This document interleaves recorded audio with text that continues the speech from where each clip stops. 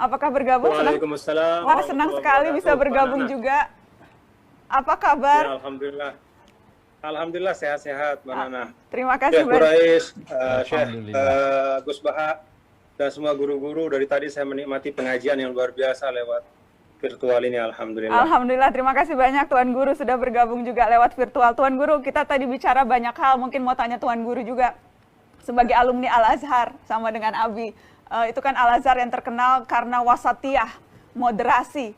Mungkin bisa dibagi ke kami soal itu, bagaimana kemudian menanamkan moderasi ini tanpa dengan mudah, karena kadang-kadang moderasi, ada yang bilang, wah moderasi itu artinya menggampangkan, menganggap sesuatu yang tadinya tidak boleh dibelok-belokkan begitu, sehingga moderasi. Jadi bagaimana caranya kita moderasi tanpa meninggalkan tradisi atau tanpa meninggalkan garis-garis batasan? Sudah. Tuan Guru. Sudah apa? Ya, bismillahirrahmanirrahim. Ini pertanyaan sebenarnya Abi yang paling pas menjawab. Tapi kalau tentang Al-Azhar ya, saya ingin kasih ilustrasi saja. Ketika dulu saya mengaji pada Profesor Dr. Abdul Qobur Mustafa ya almarhum, salah seorang syekh di Qismu Tafsir. Jadi pada salah satu pengajian ketika kami membahas wa ma arsalnaka illa kafatan linnas.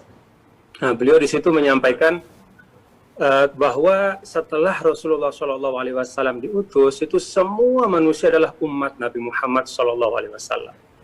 Cuma ada yang ummatul ijabah dan ada yang masih ummatul dakwah.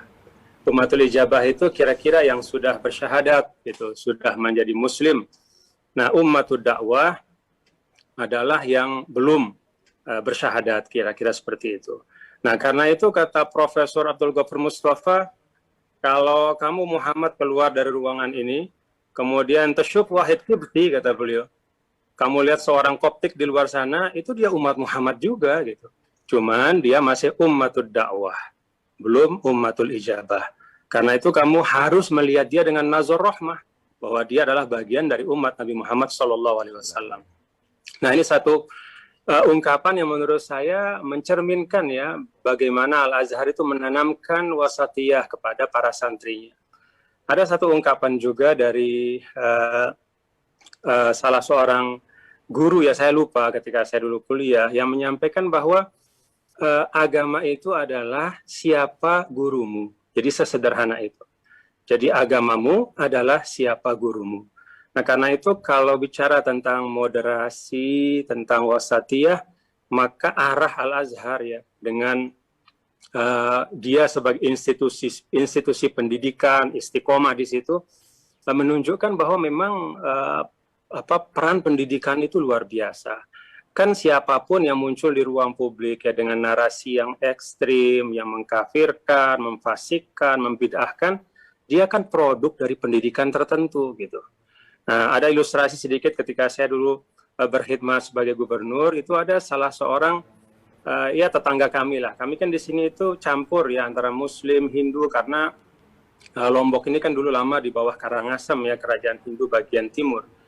Nah, salah seorang tokoh dari PHDI itu menyampaikan kepada saya, kebetulan dekat rumahnya ada salah satu sekolah Islam tingkat kanak-kanak ya, Rodotul Atfal TK gitu. Nah, rupanya salah satu yang diajarkan di situ adalah slogan yang bermacam-macam.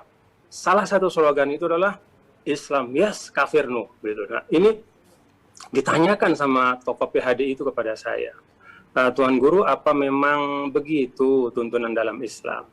Nah, ketika saya cek, ternyata benar bahwa rumah beliau itu berdekatan dengan sekolah Islam itulah. Jadi ketika pulang anak-anak kecil itu ternyata menyampaikan slogan itu di jalan gitu.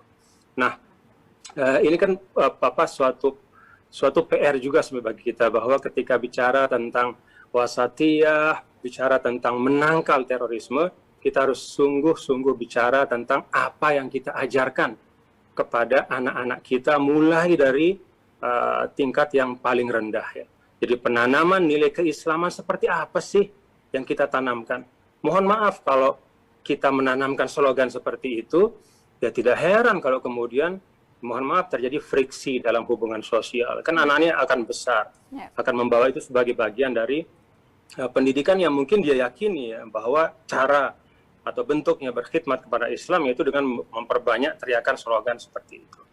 Jadi menurut saya memang aspek pendidikan itu sangat vital ya, karena sekali lagi agamamu adalah siapa gurumu. Syukur saya berguru pada Abi, pada Gus Baha, pada Gus Mus, dan guru-guru di sini. Terima kasih. Assalamualaikum warahmatullahi wabarakatuh. Waalaikumsalam warahmatullahi wabarakatuh. Terima kasih Tuan Guru sudah bergabung.